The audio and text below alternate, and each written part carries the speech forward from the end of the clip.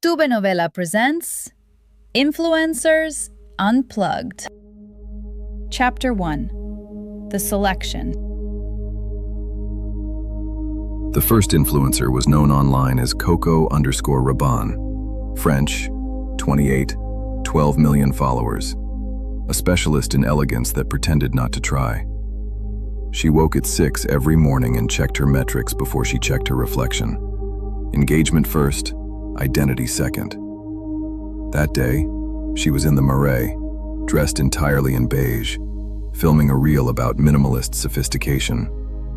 She walked with a 1-meter selfie stick, adjusting the angle by centimeters, because perspective, she believed, was the difference between taste and obscurity. A maintenance opening waited in the street in front of her with patient discretion. A passerby tried to warn her, but she dismissed him with professional politeness. She took one more step while perfecting the frame and disappeared. The phone continued recording from above. For a moment, the image showed her hands searching for balance. Then the beige vanished into shadow, and the selfie stick followed like a precise spear. The lighting remained excellent. The second influencer was Gordo_Ramen, Mexican, 34, 9 million followers, Michelin-star chef, and high priestess of culinary risk.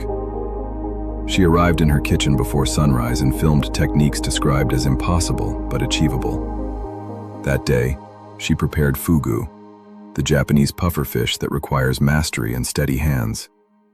She had trained for months, owned a knife worth more than most cars, and spoke often about discipline. The cuts were nearly perfect, 16 incisions with surgical calm. On the 17th, the blade slipped by a margin too small for viewers to notice. She continued, lifted the delicate organ for the camera, and explained confidence as though it were seasoning. To prove her certainty, she tasted it. She began to count. Her voice slowed. The knife slid from her fingers. She leaned forward and rested her face against the cutting board, as if listening for advice from the fish. The camera captured everything, including the chef's hat rolling gently to the floor, as if bowing. The third influencer was Tommy_Bobbins, American, 41, 7 million followers, motivational coach of controlled fear. He lived in Los Angeles and recorded daily affirmations about conquering limits. That morning, he decided to demonstrate that fear was a mental invention. He set his phone on a timer and stepped onto a narrow decorative wall at the edge of his terrace.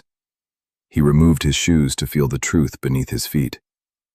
With the city below and confidence above, he began inverted push-ups, speaking about boundaries that did not exist. On the 4th repetition, his balance reconsidered the philosophy. He tilted backward with a slow, theatrical grace. The phone remained in place, filming a cloudless sky and a bird that crossed the frame with impeccable timing, as if hired for continuity. The fourth influencer was Nano_Stick, Chinese, 26, 14 million followers, a nocturnal gamer and endurance streamer. She specialized in staying awake longer than seemed advisable. Energy drinks formed the architecture of her bloodstream. That week, she attempted a 48-hour stream. At hour 45, her blinking slowed. At hour 46, it nearly stopped. At hour 47, she remained seated, eyes open, hands on the keyboard, perfectly still. The game continued without her. Her character failed repeatedly while the chat debated whether this was art or concern. Donations arrived. Questions appeared. She did not move. The stream continued broadcasting her immobility to millions who were unsure whether to admire or worry. Stillness can be mistaken for performance when watched long enough. The fifth influencer was Marco_Ulysses, a South African, with 38 million followers, a documenter of extreme places. He lived between airports and ambition. That morning, he stood near the summit of Everest, filming what would be the final ascent. He positioned his lightweight tripod carefully, adjusting it with the devotion of a sculptor. While stepping backward to enter the frame, he tangled in his own safety rope. He corrected himself once, then twice. On the third attempt, he reached for what looked like solid rock. It was ice wearing confidence. It fractured politely. He began to descend in an uncontrolled but almost elegant rotation, like luggage not secured for travel. The phone stayed upright, recording the mountain in perfect light while he diminished into the distance. They remembered falling. There was a tunnel, a flash of light, but no moment of clarity. Just a long silence that tasted like a dead screen. And then something changed.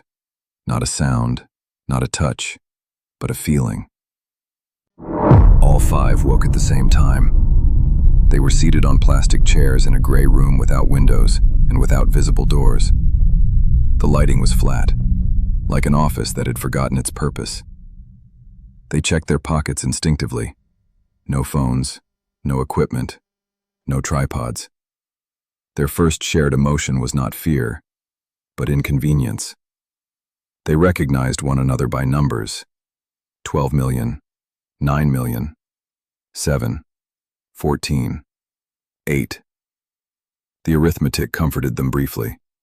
Together, they represented 50 million followers, which felt like proof of existence.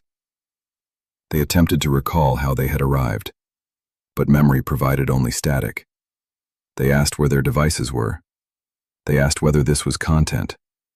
They asked whether someone was filming. No one asked whether they were alive. From behind the observation wall, I studied them.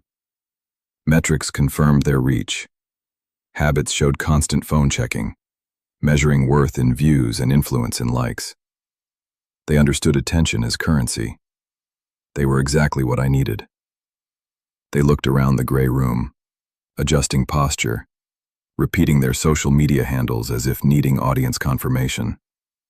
The air hummed with electricity. None remembered how they arrived, nor noticed the heavy silence. I closed the file.